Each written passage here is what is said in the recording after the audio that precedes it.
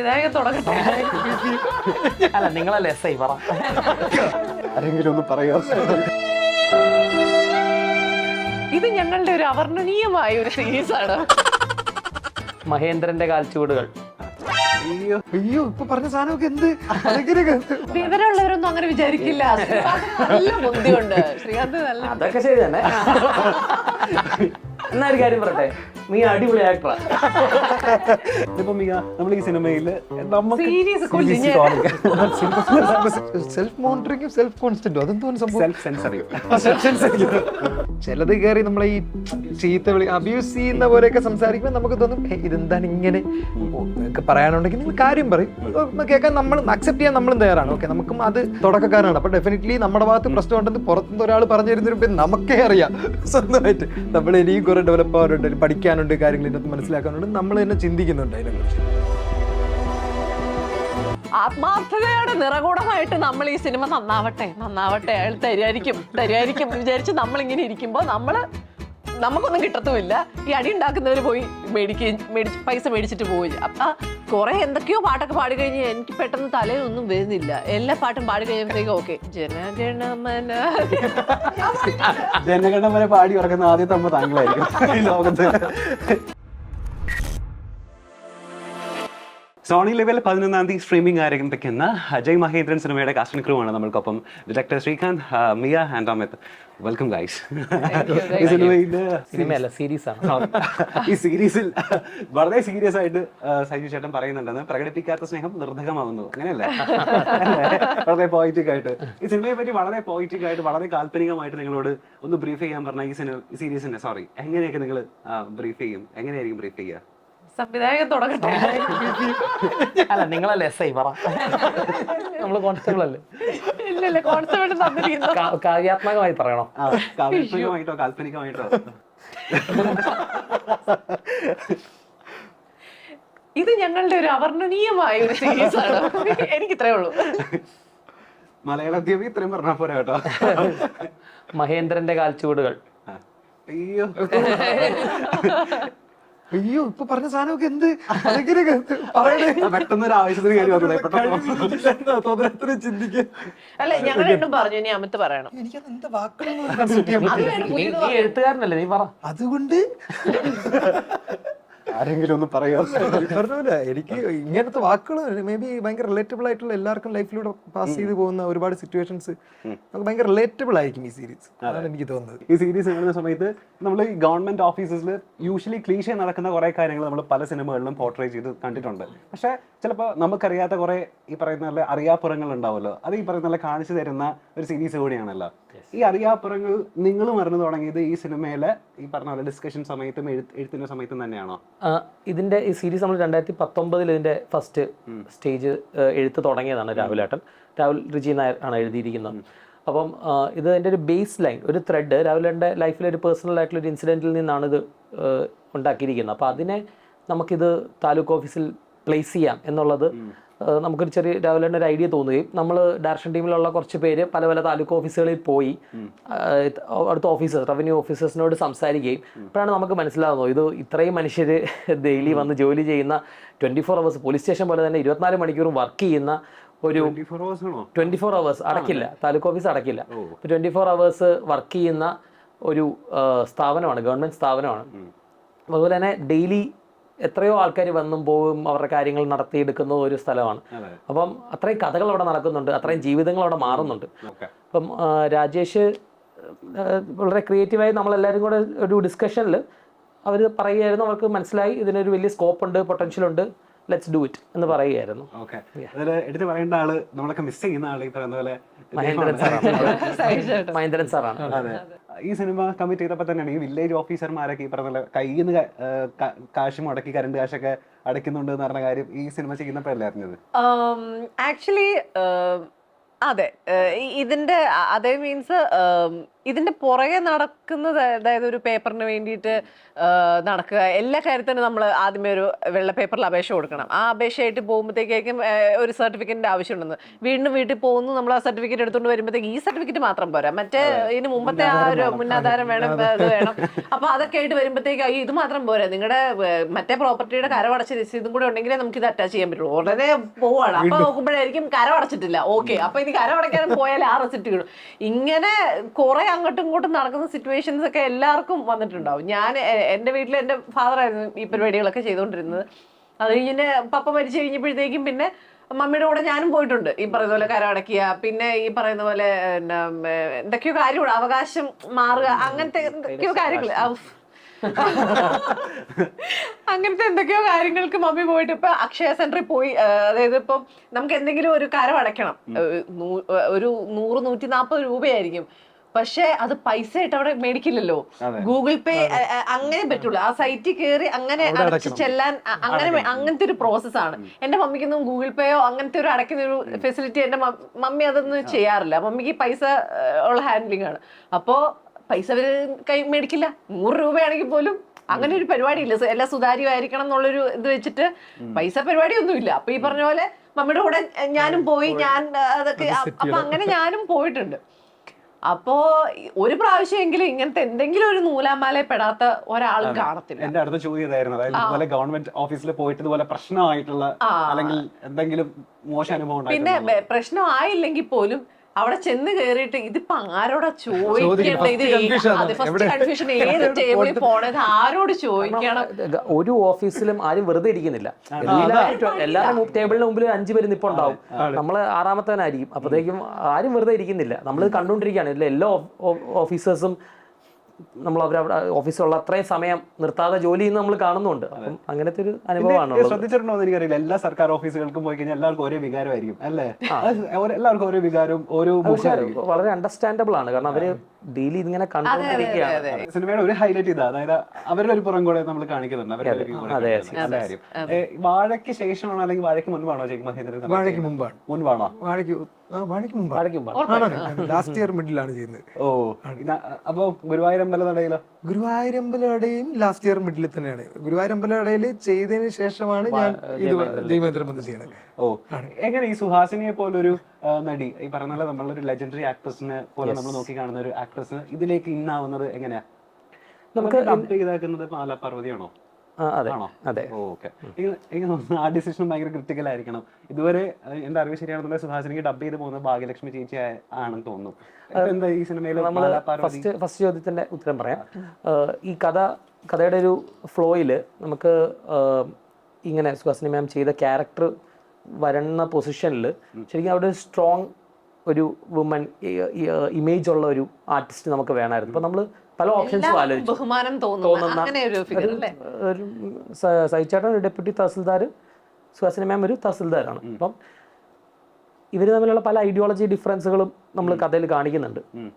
അപ്പം ഒരു strong woman എന്നൊരു ഇമേജ് ഉള്ളൊരു ആർട്ടിസ്റ്റ് വേണമായിരുന്നു. നമ്മൾ പല ഓപ്ഷൻസും എടുത്തു. എന്നിട്ടാണ് നമുക്ക് ആക്ച്വലി ഓക്കെ സുഹാസിനി മാം ആണെന്ന് നമുക്ക് സംസാരിച്ച് നോക്കാം. നമുക്ക് ഒരു പ്രതീക്ഷയിലായിരുന്നു മാം വന്ന് ചെയ്യും. അതെ, കാരണം ഒരു പുതിയ ഒരാൾ ഡയറക്റ്റ് ചെയ്യുന്നു എന്നൊക്കെ പറഞ്ഞ് നമ്മൾ നമ്പർ എടുത്ത് നമ്മൾ കോൺടാക്ട് ചെയ്ത് നോക്കി. മാം സൂം കോളിൽ കഥ കേൾക്കാം എന്ന് പറഞ്ഞു. ഞങ്ങൾ ചെന്നൈക്ക് വരാമെന്ന് പറഞ്ഞപ്പോൾ വേണ്ട സൂം കോളിൽ ചെയ്ത് കേൾക്കാം എന്ന് പറഞ്ഞു.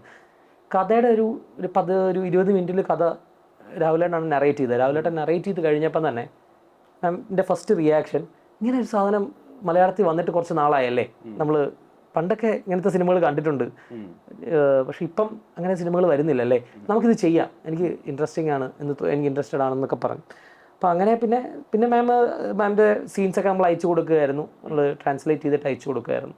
അങ്ങനെയാണ് മാം ഇന്നായത്. പിന്നെ ഡബ്ബിങ്ങിൻ്റെ കാര്യം നമ്മളത് കോൺഷ്യസ്ലി നമ്മൾ ഡിസിഷൻ എടുത്തതാണ്. നമുക്ക് മാം ആക്ച്വലി ആക്ട് ചെയ്തപ്പോൾ കുറച്ച് കാര്യങ്ങൾ മാം ഇമോഷണൽ സീൻസിലൊക്കെ കുറച്ച് നന്നായിട്ട് ചില കാര്യങ്ങൾ സൗണ്ടിൽ മോഡുലേഷനിലൊക്കെ വർക്ക് ചെയ്തിട്ടുണ്ടായിരുന്നു. അപ്പോൾ നമ്മൾ ശരിക്കും ഇത് എഡിറ്റിൽ കണ്ടപ്പോഴത്തേക്കും നമുക്ക് തോന്നി നമ്മളിത് സ്ഥിരം ഇത് ആൾക്കാർക്ക് കാണുമ്പോഴേ ഇത് ഡബ്ഡാണ് എന്ന് തോന്നരുത് എന്നൊരു ഇതുണ്ടെന്ന്. അപ്പം അതിനാണ് നമ്മൾ ശരിക്കും ഒരു ആക്ടറിനെ തന്നെ, ഡബ്ബിങ് ആർട്ടിസ്റ്റ് അല്ലാതെ ഒരു ആക്ടറിനെ തന്നെ കൊണ്ടുവന്ന് ഡബ് ചെയ്യിക്കുന്ന കാര്യം ആലോചിച്ചത്. അപ്പോൾ അതിൽ നമ്മളിത് മാലച്ചേച്ചി ഒന്ന് ട്രൈ ചെയ്യാൻ മാലച്ചേച്ചി ഭയങ്കര എക്സൈറ്റഡ് ആയിരുന്നു. കാരണം സുഹാസിനി മാമിനെ പോലെ ഒരു ആർട്ടിസ്റ്റിന് ഡബ് ചെയ്യാന്ന് പറയുന്നതിലൊരു എക്സൈറ്റ്മെന്റ് ഉണ്ടായിരുന്നു. അപ്പം ചേച്ചി നമ്മൾ 2-3 ദിവസത്തിൽ തീർക്കും എന്നാണ് നമ്മൾ വിചാരിക്കുന്നത്. കാരണം ചേച്ചി ഒരു നല്ല ആർട്ടിസ്റ്റാണ്, നമ്മളെ കാണുന്നതാണ്. അപ്പം ചേച്ചി പക്ഷെ വന്നിട്ട് സുഹാസിനി മാമിനോടുള്ള ആരാധന കൊണ്ട് ചേച്ചി ഇന്ന് വന്ന് റിപ്പീറ്റഡ്ലി നമ്മൾ പറഞ്ഞത് ഓക്കെ ചേച്ചി ഇല്ലില്ല ഇതല്ല ഇത് ഒന്നും കൂടെ എന്ന് പറഞ്ഞ് മാലച്ചേച്ചി കുറെ എഫേർട്ട് എടുത്തിട്ടുണ്ട്. വീണ്ടും വന്ന് correct ചെയ്യാന്നൊക്കെ. എനിക്ക് 2 ദിവസം കൊണ്ട് തീരുമെന്ന് നമ്മൾ വിചാരിച്ചത്. ഒരു 5-6 ദിവസം കൊണ്ടാണ് ഇത് ചെയ്തിരിക്കുന്നത്. കാരണം അത് അത്രയും പുള്ളിക്കാരി ആ എക്സൈറ്റ്മെന്റ് കൊണ്ട് പുള്ളിക്കാരി വർക്ക് ചെയ്തിട്ടുണ്ട് അതിന് വേണ്ടി. ഇതിപ്പോ നമ്മൾ ഈ സിനിമയിൽ ഈ സീരീസിൽ നമുക്കറിയാത്തൊരു പുറം കാണിച്ചു തരല്ലേ ഈ ഗവൺമെന്റ് ഒഫീഷ്യൽസിന്റെ. ഇതേപോലെ തന്നെ നിങ്ങൾക്ക് ആക്ടേഴ്സിനും ഒരു മറുപുറം ഉണ്ടാവും, ചിലപ്പോൾ സാധാരണക്കാർക്ക് അറിയാത്ത, സാധാരണക്കാർ കാണാത്തൊരു മറുപുറം. ഈ പറഞ്ഞ പോലെ ഇപ്പൊ നമ്മള് ഒരു സീരീസിന് വേണ്ടിയിട്ട്, സിനിമയ്ക്ക് വേണ്ടിയിട്ട് പ്രൊമോഷൻ ഇന്റർവ്യൂസ് കൊടുക്കുന്നത് ചിലപ്പോൾ രാവിലെ മുതൽ ചിലപ്പോൾ രാത്രി അർദ്ധരാത്രി വരെ ചിലപ്പോൾ നിങ്ങൾ ഉറക്കം അടഞ്ഞിട്ട് ആയിരിക്കണം. അപ്പൊ ഇതുപോലെ സാധാരണക്കാരൻ നോക്കുന്ന സമയത്ത് നിങ്ങൾ വളരെ കാഷ്വൽ ആയിട്ടിരുന്ന് ഇന്റർവ്യൂ കൊടുക്കുന്നത് ഭയങ്കര സിമ്പിൾ അല്ലേ എന്ന് വിചാരിക്കാം. ഇതുപോലെ ഒരു സാധാരണക്കാരന് അറിയാത്തൊരു ആക്ട്രസ് ലൈഫ് സാധനങ്ങൾ പറയാൻ പറഞ്ഞാൽ ആദ്യം മനസ്സിലേക്ക് വരുന്ന അറിയാപ്പുറം എന്തായിരിക്കും? എനിക്ക് തോന്നുന്നു കുറേയൊക്കെ എന്താ പറയുക, ആക്ടേഴ്സ് അല്ലെങ്കിൽ നടിമാര് വീട്ടിൽ ജോലിയൊന്നും ചെയ്യുന്നുണ്ടാവത്തില്ല, അവർക്ക് എല്ലാത്തിനും ജോലിക്കാരുണ്ടാവും എന്നൊക്കെയുള്ളൊരു ധാരണ ഉണ്ടാവാൻ സാധ്യതയുണ്ട്. പിന്നെ എന്താണ്, ഇഷ്ടംപോലെ വീട്ടിലെ ജോലികൾ ചെയ്യുന്ന ആളാണ്. എനിക്കൊരു കൊച്ചുണ്ട്, അപ്പോൾ ആലോചിക്കാം കൊച്ചിന്റെ A to Z നമ്മൾ ചെയ്യുന്ന കാര്യങ്ങളാണ്. ഞാൻ ഇല്ലെങ്കിൽ നമ്മുടെ സെറ്റില് കുഞ്ഞു വന്നിട്ടുണ്ടായിരുന്നു ഷൂട്ടില്. അപ്പൊ നമ്മൾ ആദ്യം ഞാൻ ജോയിൻ ചെയ്ത ദിവസം ഹോട്ടലിൽ ഞങ്ങൾ റൂമിൽ പോയിട്ട് മീറ്റ് ചെയ്ത് കഥ സീൻസ് അടുത്ത ദിവസം സീൻസ് ഒക്കെ ഒന്ന് സംസാരിക്കാം എന്ന് പറഞ്ഞ് ഞങ്ങൾ ചെന്നു. അപ്പോൾ നോക്ക് ചെയ്തു, ഡോറ് തുറന്നപ്പോൾ പെട്ടെന്ന് ഒരു സാധനം നമ്മുടെ കാലിൻ്റെ ഇറങ്ങി ഓടി. അതൊക്കെ ഞാൻ അതെന്താ ഇറങ്ങിപ്പോയത്, അതിന്റെ കൊച്ച പിടിക്കുക എന്ന് പറഞ്ഞ കഥയൊക്കെ പിന്നെ കേൾക്കാം എന്ന് പറഞ്ഞിട്ട് ഓടുമായിരുന്നു കുഞ്ഞിന്റെ പുറകില്. നമ്മുടെ സെറ്റിലുണ്ടായിരുന്നു കുഞ്ഞു. അപ്പൊ അവൻ ട്രാവൽ ചെയ്ത് വന്ന് മുറിക്കകത്തേക്ക് അടച്ചിരിക്കുകയാണല്ലോ, ഡോർ തുറക്കുവേ അവന്റെ ഫ്രീഡം കിട്ടിയ പോലെ അവൻ ഇവരുടെ ഇടയ്ക്കൂടെ ഇറങ്ങി ഓടി. അപ്പൊ അതെ അതെ അതെ അപ്പൊ കൊച്ചിന്റെ കാര്യങ്ങളൊക്കെ നമ്മൾ നോക്കുന്നതാണ്. അതേപോലെ ഇഷ്ടംപോലെ എന്താ പറയുന്നത്, എല്ലാ കാര്യത്തിനും ജോലിക്കാരുണ്ടാവണമെന്നൊന്നുമില്ല. നമ്മുടെ വീട്ടിൽ ചെന്നാൽ നമ്മളൊക്കെ തന്നെ ഇഷ്ടംപോലെ പാത്രം കഴുകുന്ന കൈകൾ തന്നെയാണിത്. ഇഷ്ടംപോലെ ജോലിക്കാർ ഹെൽപ്പിന് ഒക്കെ നമുക്ക് ഉണ്ടാവാറുണ്ട്. പക്ഷെ എന്നാലും ഒന്നും ചെയ്യാത്ത ആൾക്കാരൊന്നും അല്ല, നമ്മള് വീട്ടിലെ ഒരു ജോലികൾ ചെയ്യുന്ന ആള് തന്നെയാണ്. പിന്നെന്താ, സോഷ്യൽ മീഡിയയിൽ മെസ്സേജുകൾ വരികയും കമന്റ്സ് വരികയൊക്കെ ചെയ്യുന്നില്ലേ. പക്ഷെ ചിലര് എന്നോട് സഹിച്ചാണ് പറഞ്ഞത്, ചിലര് ഇവര് നോക്കില്ലല്ലോ, നമ്മള് നോക്കില്ല എന്നുള്ള ഇതുകൊണ്ട് ചിലപ്പം ലിസ്റ്റ് ഒക്കെ അയച്ചിടും വീട്ടിലേക്കുള്ളത്, പാല് ടൈപ്പ് ചെയ്തിട്ട്. കാരണം നമുക്ക് എപ്പോഴും എടുത്ത് നോക്കാമല്ലോ, അവര് റിപ്ലൈ എന്തായാലും അവർ കാണുന്നില്ലല്ലോ. ചിലപ്പോൾ മെസ്സേജ് റിക്വസ്റ്റ് എടുത്ത് നോക്കുമ്പോഴത്തേക്കുമാണ് ഉഴുന്നര കിലോ 1/2 കിലോ എന്നൊക്കെ പറഞ്ഞു. ഇതെന്ത് ക്വസ്റ്റ്യൻ മാർക്ക് ഇടുമ്പോഴോ സൂര്യ കാണും, ഇത് ലിസ്റ്റ് ഞാൻ ചുമ്മാ അയച്ചിട്ടതാന്നൊക്കെ പറയുന്നു. അതും എന്താണ്, സംടൈംസ് അത് ചെയ്യാറുണ്ട്. ടു ഡു ലിസ്റ്റ് ഒക്കെ ചിലപ്പോൾ സംടൈംസ് ഇങ്ങനെ ഒക്കെ കയറി വന്നിട്ടുണ്ട്. പിന്നെ ഈ പറയുന്ന പോലെ നടിമാർക്ക് ഉള്ളൊരു നടിമാർക്കൊക്കെ ആൾക്കാരുടെ ഒരു ചിന്ത, ഇവർക്കൊക്കെ എല്ലാത്തിനും നമ്മളെന്തോ പോയി ട്രീറ്റ്മെന്റ് ചെയ്യും. അതായത് ലൈക്ക് ഇവര് വെളുക്കാൻ വേണ്ടിട്ട് കുത്തിവെച്ചിട്ടുണ്ടാവും, അതെ അതെ വെളുക്കാനുള്ളത് കുത്തിവെച്ചിട്ടുണ്ടാവും. അതേപോലെ ഇപ്പൊ എല്ലാവർക്കും എല്ലാ ടേംസ് അറിയാലോ, ഇഷ്ടംപോലെ ഇൻഫ്ലുവൻസേഴ്സിന്റെ വീഡിയോസ് ഒക്കെ കണ്ടിട്ട് ഫില്ലേഴ്സ്, ബോട്ടോക്സ്, അങ്ങനത്തെ കുറെ കാര്യങ്ങൾ എല്ലാവർക്കും എല്ലാം അപ്പൊ ഞാനൊന്നും കുത്തിവെച്ചില്ല, എനിക്ക് പേടിയാ. ഞാൻ മൂക്കുത്താൻ പോലും എനിക്ക് പറ്റില്ല.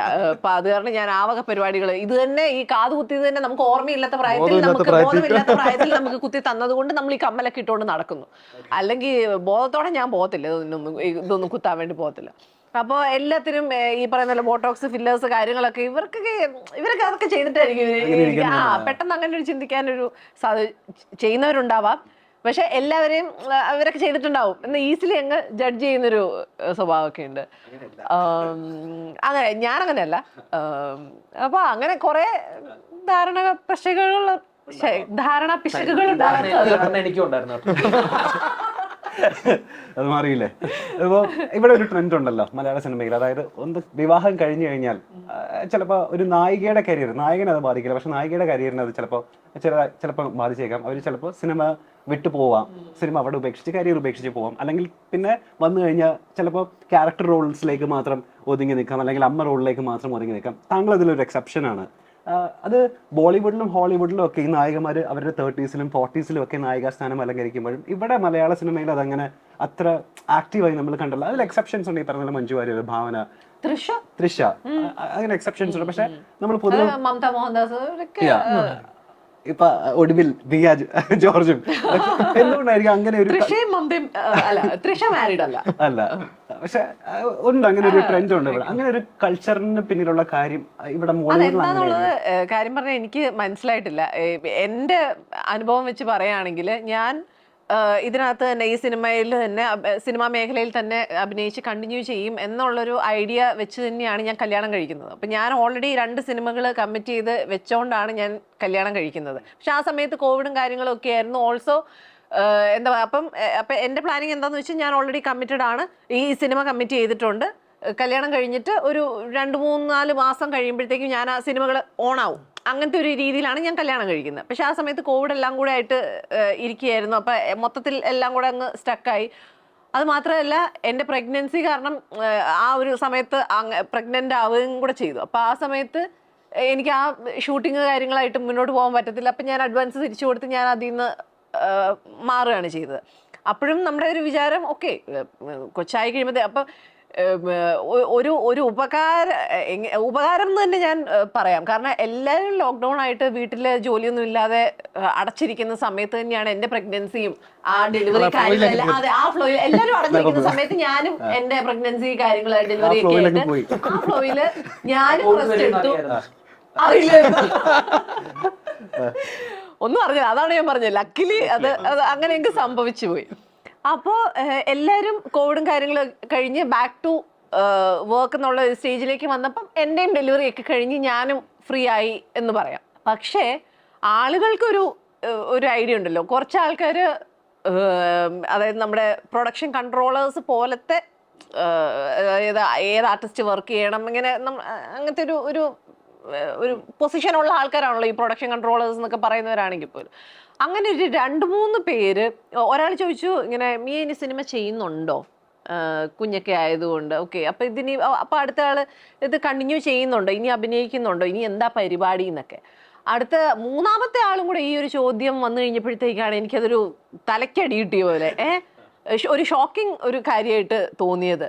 അതെന്താ അങ്ങനെ വിചാരിക്കുന്നത്? ഞാൻ ആർട്ടിസ്റ്റാണ്, ഞാൻ അഭിനയിക്കുന്നുണ്ട്, പക്ഷെ ഞാൻ കല്യാണം കഴിച്ചു കൊച്ചുണ്ട് എന്നുള്ളത് ഞാൻ ഈ പ്രൊഫഷൻ വിട്ടുപോകാനുള്ളൊരു കാര്യമാണോ? എൻ്റെ മൈൻഡിൽ ഞാനിത് കണ്ടിന്യൂ ചെയ്യണം എന്നുള്ളതാണ്. പക്ഷേ എന്നെക്കുറിച്ച് മറ്റുള്ളവർ അങ്ങോട്ട് സ്വയം അസ്യൂം ചെയ്യാണ്, നീ ഇനി ചെയ്യുന്നില്ലായിരിക്കും, നീ ഇനി വരുന്നില്ലായിരിക്കും, ചെയ്യുന്നുണ്ടോ. ഞാൻ പറഞ്ഞു ഞാൻ എന്ത് ഞാനപ്പോൾ എന്താ കല്യാണം കഴിച്ച് കൊച്ചായെന്ന് വെച്ചിട്ട് ഈ പ്രൊഫഷനെ വിട്ടിട്ട് ഞാൻ വേറെ വല്ലയിടത്തും പോകണോ എന്നാണോ ഇവർക്ക് വിചാരിക്കുന്നതെന്നൊക്കെ തോന്നി. അപ്പം എനിക്ക് മനസ്സിലായി ഇനിയിപ്പോൾ ഞാൻ തന്നെ എഫേർട്ട് ഇടണം, ഞാനിവിടെ ഉണ്ട്, ഞാൻ ഇനിയും അഭിനയിക്കാനാണ് താല്പര്യം, ഞാനിവിടെ ഉണ്ട് എന്ന് കാണിച്ചു കൊടുക്കേണ്ടത് എൻ്റെ ഒരു ബാധ്യത പോലെയോ ഒരു ടാസ്ക് പോലെയോ ആയി എന്നുള്ളത് എനിക്ക് മനസ്സിലായി. അപ്പോൾ അങ്ങനെ ഞാൻ തന്നെ എന്നെ പ്രസന്റ് ചെയ്തു തുടങ്ങി.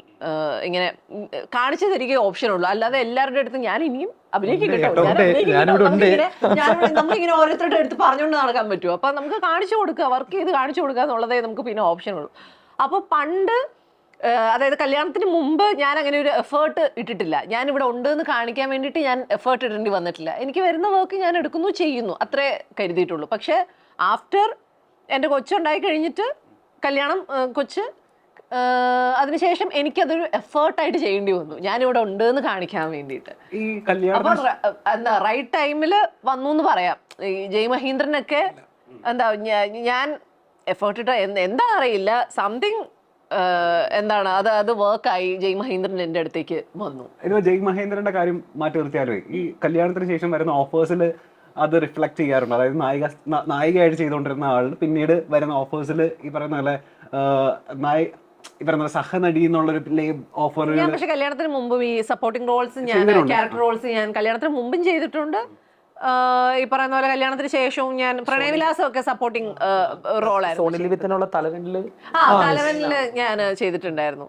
ഈ പറയുന്ന കോമൺ ആഫ്റ്റർ കല്യാണം കോമൺ ഫാക്ടറായിട്ട് ക്യാരക്ടറിലെ കാര്യം പറയുകയാണെന്നുണ്ടെങ്കിൽ മാരീഡ് ആയിട്ടുള്ള റോൾസ് ആണ് ചെയ്തിട്ടുള്ളത് എന്നുള്ളതേ കോമൺ ഫാക്ടർ ആയിട്ടുള്ളൂ. പക്ഷെ ലീഡ് റോളൊക്കെ തന്നെയാണ് ചെയ്തിട്ടുള്ളത്. അപ്പോൾ എന്തെങ്കിലുമൊക്കെ ആയിട്ട് എനിക്ക് ഇതിനകത്ത് നിലനിന്ന് പോവുക എന്നുള്ളതാണ് എൻ്റെ ഒരു അജണ്ട. അപ്പോൾ അതിനുവേണ്ടി ഞാൻ ട്രൈ ചെയ്തുകൊണ്ടിരിക്കും. ഇതുപോലത്തെ നല്ല പ്രൊജക്ട്സ് ഒക്കെ വരുമ്പോൾ ഞാൻ അതുമായിട്ട് മുന്നോട്ട് പോകും എന്നുള്ളത്. ശരിക്കും നായികയായിട്ട് ഒരാളെ കാസ്റ്റ് ചെയ്യുന്ന സമയത്ത് ഇങ്ങനെ പ്രഷർ ഉണ്ടാവാറുണ്ടോ? മാരീഡ് ആണെന്നുണ്ടെങ്കിൽ അങ്ങനെ, അല്ലെങ്കിൽ ഏജ് കൂടുതൽ വിവരമുള്ളവരൊന്നും അങ്ങനെ വിചാരിക്കില്ല. ശ്രീകാന്ത് നല്ല ബുദ്ധിയുണ്ട്. ശ്രീകാന്ത് നല്ല അതൊക്കെ ശരി തന്നെ.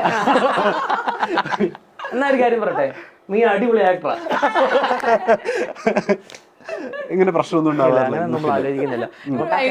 ആൾക്കാരായിരുന്നു കേട്ടോ. ക്യാരക്ടർ സഹിച്ചേണ്ട ഭാര്യയായിട്ട് നമുക്ക് കാസ്റ്റ് ചെയ്യാൻ പറ്റുന്ന ഓപ്ഷൻസ് നോക്കുക. ആ ക്യാരക്ടർ ഏറ്റവും നന്നായിട്ട് ചെയ്യാൻ പറ്റുന്ന, ആ ക്യാരക്ടറിന് കുറേ ഇതുണ്ടാവില്ല, ബീറ്റ് പോയിന്റ്സ് ഉണ്ടാവും. അതൊക്കെ ഏറ്റവും നന്നായിട്ട് ചെയ്യാൻ പറ്റുന്നതും ഇതിനു മുമ്പ് ചെയ്തിട്ടുള്ളതും ഒക്കെ നമ്മൾ വെച്ചൊരു എല്ലാവരും കൂടി ഇരുന്നൊരു തീരുമാനം എടുക്കുകയാണല്ലോ. ഇവരോടൊക്കെ നമുക്ക് ട്രൈ ചെയ്ത് നോക്കാം. അങ്ങനെ നമ്മൾ ആദ്യം സംസാരിച്ച ആൾ തന്നെയാണ്. ഫസ്റ്റ് ക്ലാസ് മെയ് തന്നെയായിരുന്നു. താങ്കൾ അഭിനയിക്കുവോ? ഞാൻ ചെറിയ അല്ലേ? കണ്ടപ്പോ തോന്നിയത് ഞാൻ കേരള ക്രൈം ഫയൽസിൽ ഒരു സീനിലുണ്ടായിരുന്നു. കേരള ക്രൈം ഫയൽസിന്റെ അസോസിയേറ്റ് ഡയറക്ടറും കൂടിയായിരുന്നു. ഓൾസോ അതിനകത്ത് അഭിനയിച്ചിട്ടുണ്ട്. പിന്നെ തോൽവി എസ് എന്ന് പറഞ്ഞ പടത്തിനകത്ത് ഇവര് രണ്ടുപേരും അഭിനയിച്ചിട്ടുണ്ട്. അതിന്റെയും അസോസിയേറ്റ് ആയിരുന്നു. അതിന്റെ ചീഫ് അസോസിയേറ്റ് ആവുന്ന എല്ലാ പടത്തിലും അഭിനയിക്കുന്നത്. അല്ല, നമ്മൾ ജയ് മഹേന്ദ്രൻ പ്രൊഡ്യൂസ് ചെയ്ത നമ്മുടെ ഫസ്റ്റ് ഫിലിം സ്റ്റുഡിയോസ് തന്നെയാണ് കേരള ക്രൈം ഫയൽസും പ്രൊഡ്യൂസ് ചെയ്തിരിക്കുന്നത്.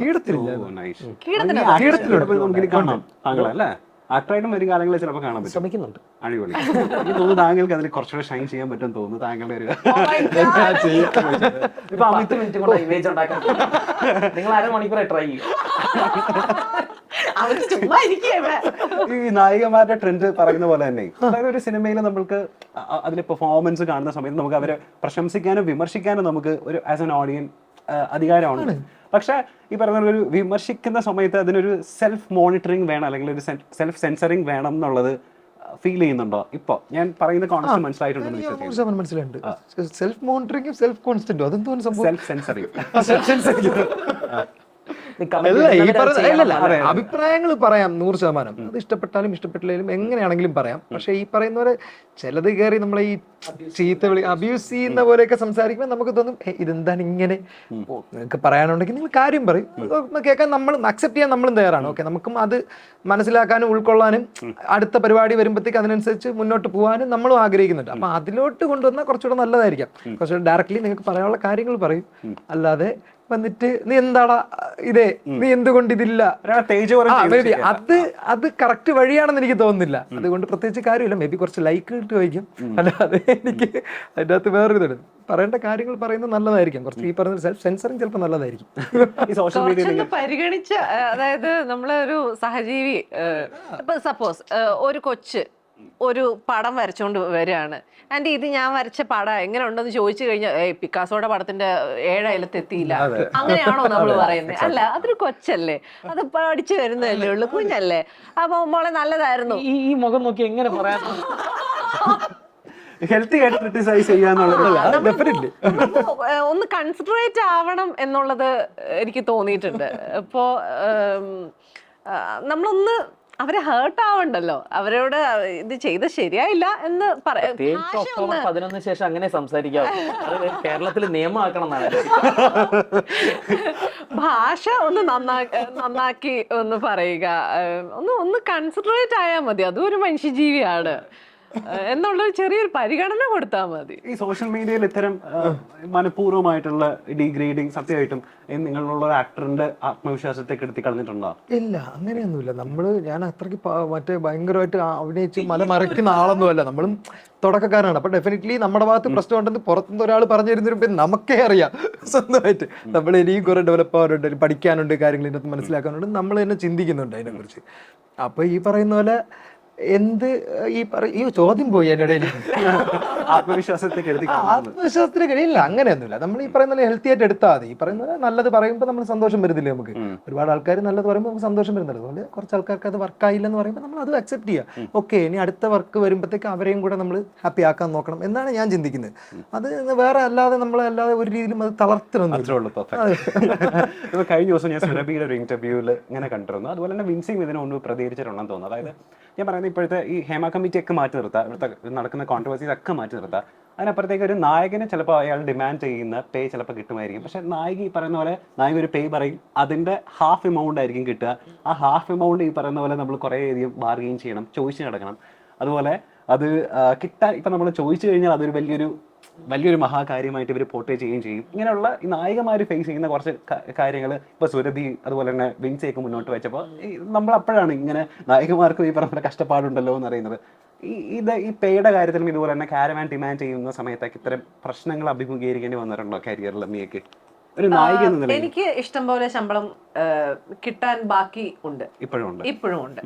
അപ്പോൾ സംടൈംസ് ഈ പറയുന്ന പോലെ എന്താ പറയുന്നത്, നമ്മൾ ചോദിക്കും. അപ്പോൾ നമ്മൾ ഇപ്പം എൻ്റെ കാര്യത്തിൽ സിനിമ എപ്പോഴും എനിക്ക് അഭിനയിക്കാൻ ഇഷ്ടമുണ്ട്. നമ്മൾ സിനിമയോടുള്ളൊരു സ്നേഹം കൊണ്ടാണ് നമ്മൾ അഭിനയിക്കാനും കൂടെ വരുന്നത്. നമ്മളെ ഒരു ജോലിയാണ്, അതിൻ്റെ കൂടെ നമുക്ക് അതിൻ്റെ കൂടെ നല്ല അതിനേക്കാളും ഇഷ്ടം കൂടെ വെച്ചിട്ടാണ് നമ്മൾ സിനിമ അഭിനയിക്കുന്നത്. അപ്പോൾ സിനിമ അഭിനയിച്ചു, ഷൂട്ടിംഗ് കഴിഞ്ഞു. അപ്പം നമുക്ക് ഇച്ചിരി ഒരു പ്രൊഡ്യൂസർ സൈഡ് പറയുകയാണ്, നമുക്ക് ഇച്ചിരി ഒരു ഫിനാൻഷ്യൽ പ്രശ്നമുണ്ട്, ഡബ്ബിങ്ങിന് തരാം, സെറ്റിൽ ചെയ്യാം എന്ന് പറയാണ്. ഓക്കെ, അത് കേട്ടിട്ട് നമ്മൾ പോകുന്നു. നമ്മൾ ഡബ്ബിങ്ങിന് വരുന്നു. ഡബ്ബിങ് കഴിഞ്ഞ് രണ്ട് ദിവസമൊക്കെ കാണും ഡബ്ബിങ്. ആദ്യത്തെ ദിവസം കഴിഞ്ഞു നമ്മൾ വിചാരിക്കുന്നു ഓക്കെ നാളെ കൂടെ ഉണ്ടല്ലോ ഡബ്ബിങ്, നാളെ തരുമായിരിക്കും, സെറ്റിൽ ചെയ്യുമായിരിക്കും. നാളെ ആകുമ്പോഴത്തേക്കും പറയുകയാണ് നമുക്ക് ഇച്ചിരി കുഴപ്പമുണ്ട്, നമ്മൾ റിലീസ് ആകുമ്പോഴത്തേക്കും തരാം. അപ്പോൾ നമ്മളെന്താ വിചാരിക്കുന്നത്, ഓക്കെ അയാൾ ഓൾറെഡി ഇതിൻ്റെ മാർക്കറ്റിങ്ങിന് കുറേ പൈസ ഇറങ്ങിയിട്ടുണ്ട്. അപ്പോൾ നമ്മൾ വിചാരിക്കുന്ന ഓക്കെ പടം തിയേറ്ററിൽ എത്തിക്കഴിയുമ്പോഴത്തേക്കും അതിൽ നിന്ന് വരുമാനം കിട്ടുമല്ലോ, അപ്പോൾ നമുക്ക് സെറ്റിൽ ചെയ്യുന്നത്. ഞാനൊക്കെ അങ്ങനെ നമുക്ക് തരുമായിരിക്കും എന്നൊക്കെ വിചാരിച്ചിട്ട് ഇങ്ങനെ മുന്നോട്ട് തള്ളി വെച്ചിട്ട് കാര്യമായിട്ടൊന്നും കിട്ടാത്ത സിനിമയുണ്ട്. ലൈക്ക് അഡ്വാൻസ് മാത്രം കിട്ടിയ സിനിമ പോലും എനിക്കുണ്ട്. ഇപ്പം ഇഷ്ടംപോലെ ഒത്തിരി രൂപ എനിക്ക് ശമ്പളമായിട്ട് എനിക്ക് കിട്ടാനുണ്ട്. നമ്മൾ ചോദിച്ചുകൊണ്ടിരിക്കും, പക്ഷേ കിട്ടണം എന്നില്ല. എനിക്ക് ഞാനിപ്പോഴും കുറച്ച് പ്രശ്നത്തിലാണ്. 5 കൊല്ലം കഴിഞ്ഞ് ചോദിച്ചു കഴിഞ്ഞാൽ ഞാനിപ്പോഴും കുറച്ച് പ്രശ്നത്തിലാണ്. എനിക്ക് കിട്ടുമ്പം ഞാൻ ആദ്യമേ നിങ്ങളെ സെറ്റിൽ ചെയ്യും. നമുക്ക് പോയി കോങ്ങി കുത്തിപ്പിടിച്ച് മേടിക്കാനോ നമ്മൾ ഒരു ഗുണ്ടായിസം കാണിക്കാനൊന്നും നമ്മൾ പോകുന്നില്ല, നമ്മൾ ആ ഒരു മെഷർ എടുക്കുന്നില്ല. പക്ഷേ ചിലര് എന്താ പറയുക, ചില മിടുക്കുള്ള ആർട്ടിസ്റ്റുകളൊക്കെ എന്താ ചെയ്യാന്ന് ചോദിച്ചു കഴിഞ്ഞാല് കുത്തിരി പിടിച്ച് മേടിക്കുന്നില്ല, ഡബിങ്ങിന് വരത്തില്ല, പൈസ സെറ്റിൽ ചെയ്താലേ ഡബിങ്ങിന് വരുള്ളൂ എന്ന് പറഞ്ഞിട്ട് ചിലര് ആ രീതിയിൽ നിൽക്കും. ഇത് ശബ്ദം നന്നായിട്ട് അറിയുന്ന ആൾക്കാരെ ആണെങ്കിൽ നമുക്ക് അതെ ഒന്നും ചെയ്യാൻ പറ്റില്ല. അപ്പോൾ നിർബന്ധിതരായിട്ട് എങ്ങനെയും മാല ഒരു പണയം വെച്ചിട്ടായാലും അവരുടെ ഈ കടുംപിടുത്തം പിടിക്കുന്നവരുടെ പൈസ സെറ്റിൽ ചെയ്യുകയും ചെയ്യും. അവര് അടിപൊളിയായിട്ട് വന്ന് ഡബ് ചെയ്ത് പൈസ മേടിച്ചു പോകും. നമ്മള് ആത്മാർത്ഥതയോടെ നിറകൂടമായിട്ട് നമ്മൾ ഈ സിനിമ നന്നാവട്ടെ അയാൾ തരുമായിരിക്കും വിചാരിച്ച് നമ്മളിങ്ങനെ ഇരിക്കുമ്പോൾ നമുക്കൊന്നും കിട്ടത്തുമില്ല. ഈ അടി ഉണ്ടാക്കുന്നവർ പോയി പൈസ മേടിച്ചിട്ട് പോവുക. അപ്പൊ at the end of the day എന്താണ് നമ്മൾ കാണിക്കുന്ന ആത്മാർത്ഥതയ്ക്ക് നമുക്കൊന്നും കിട്ടുന്നുമില്ല, ഈ അടി ഉണ്ടാക്കുന്നവർ മേടിച്ചിട്ടും പോകും. അപ്പോൾ നമ്മൾ ആ സമയത്ത് ഇനി ഇങ്ങനെ ആയാൽ പറ്റില്ല, അടുത്ത സിനിമ പോലും ഞാൻ എന്തായാലും കറക്റ്റായിട്ട് മേടിക്കുന്നു വിചാരിക്കും. പക്ഷെ സംടൈംസ് അടുത്ത സിനിമ ചിലപ്പം പ്രൊഡക്ഷൻ നല്ലതായിരിക്കും, പക്ഷെ അടുത്തത് ചിലപ്പോൾ നമുക്ക് ഇത് തന്നെയായിരിക്കും സംഭവിക്കാൻ പോകുന്നത്. ഫീമെയിൽസിന് മാത്രമൊന്നുമല്ല. ഇപ്പൊ ഞാൻ ഈ ഡബിങ്ങിന് വരത്തില്ല എന്ന് പറഞ്ഞ് ഞാൻ അറിഞ്ഞ ആക്ടർ മെയിലായിരുന്നു. അപ്പൊ ഫീമെയിലിന് മാത്രമല്ല മെയിൽസിനും സംഭവിക്കുന്ന ഒരു കാര്യം തന്നെയാണ്. പൈസ മേടിച്ചെടുക്കുന്ന ഒരു മിടുക്കുള്ള അതൊരു മിടുക്ക് തന്നെയാണ്. പ്രൊഡക്ഷൻ നല്ലതായിരുന്നു. അയ്യോ, അത് എടുത്ത് പറയാതിരിക്കാൻ പറ്റത്തില്ല. ഞാൻ മറ്റുള്ള ആക്ടേഴ്സിന് സജസ്റ്റ് ചെയ്യും. ഞാൻ ജയ് മഹീന്ദ്രന്റെ അവിടുത്തെ അത്രയും പാമ്പേർഡ് ആയിട്ടില്ല വേറൊരു സെറ്റിൽ നിന്ന് ഞാൻ പറയും. കാരണം ഇത്ര ഫസ്റ്റ് പ്രിന്റ് സ്റ്റുഡിയോസ് ഞാൻ എടുത്ത് പറയാണ്. എനിക്ക് കഴിഞ്ഞ വർഷമാണല്ലോ നമ്മൾ ഷൂട്ട് ചെയ്യുന്നത്. അന്നേരമാണെങ്കിൽ അവന് 2 years ഒക്കെ ഉള്ളൂ. അപ്പോൾ 2 താഴെയാണ്. അപ്പോൾ ആ സമയത്ത് എന്താ പറയുക, ഞാനെന്ന അമ്മയ്ക്ക് എൻ്റെ കൊച്ചിനെയായിട്ട് വന്ന് സമാധാനമായിട്ട് വന്ന് വർക്ക് ചെയ്ത് പോകാനുള്ളൊരു സ്പേസ് എനിക്ക് ജയ് മഹീന്ദ്രൻ്റെ സെറ്റിൽ എനിക്ക് കിട്ടി. ഞങ്ങൾക്ക് അതിനുള്ള റൂമും കാര്യവും ഒക്കെ പ്രൊവൈഡ് ചെയ്തു. അതാ പറഞ്ഞത്, ഞാൻ കൊച്ചിനായിട്ട് പോയി കഴിഞ്ഞപ്പോഴത്തേക്കാണ് കൊച്ചും ഹാപ്പി, ഞാനും ഹാപ്പി. ഷൂട്ട് കഴിഞ്ഞ് വന്നിട്ട് എനിക്ക് കൊച്ചിനെ ഡീൽ ചെയ്യാം അങ്ങനെ. അപ്പോൾ ഞാനെന്ന അമ്മയ്ക്ക് ജയ് മഹീന്ദ്രൻ്റെ സെറ്റ് എനിക്ക് ഭയങ്കര ഒരു ആശ്വാസമായിരുന്നു. ഓക്കെ, അപ്പോൾ എല്ലാവിധ ഭാവങ്ങളും നേരുന്നു. അതിന് മുന്നായിട്ട് വാഴ 2 എന്തെങ്കിലും അപ്ഡേറ്റ്സ് എന്തെങ്കിലും തരാറായോ? പരിപാടി ഉണ്ട്, റൈറ്റിംഗ് പ്രോസസ് നടന്നുകൊണ്ടിരിക്കുകയാണ്. റൈറ്റിംഗ് പ്രോസസ് നടക്കുകയാണ്, അതിന്റെ പ്രൊസീജിയറിനനുസരിച്ച് സംഭവിക്കും. നിങ്ങളുടെ എല്ലാ ക്രൂ ഉണ്ടാവോ, ഗ്യാങ് ഉണ്ടാവോ? ഉണ്ടാവായിരിക്കും. അത് കറക്റ്റ് ആയിട്ടുള്ള ഒരു കാര്യം. അവരുടെ റൈറ്റ് ഉണ്ടാവണമെന്ന് ഞാൻ ആഗ്രഹിക്കുന്നു, 100% ആഗ്രഹിക്കുന്നുണ്ട്. പക്ഷെ അതിന്റെ റൈറ്റിംഗ് പ്രോസസ് നടക്കുന്നില്ലല്ലോ, അപ്പൊ നമ്മൾ അതിനെ കുറിച്ച് കമന്റ് ചെയ്തതിൽ കാര്യമില്ല. അടിപൊളി. അപ്പൊ 11th സ്ട്രീമിംഗ് ആരംഭിക്കുന്ന ജയ് മഹേന്ദ്രൻ എന്ന സീരീസിന്, സിനിമയല്ല സീരീസിന് എല്ലാവിധ ഭാവങ്ങളും നേരുന്നു. അവസാനമായിട്ട് ജനഗണമന ആരെങ്കിലും താരാട്ട് പാടി കേട്ടിട്ടുണ്ടോ? മക്കൾക്ക് പാടിക്കൊടുത്തമ്മ ഇല്ലല്ല, ഇദ്ദേഹം അത് പാടും. നമുക്ക് ആ പാട്ട് കേട്ടിട്ട് നമുക്ക് വൈൻഡ് അപ്പ് ചെയ്യാൻ തോന്നും അല്ലേ? ജനഗണമന നമുക്ക് എണീറ്റേ പാടാൻ പറ്റുള്ളൂ.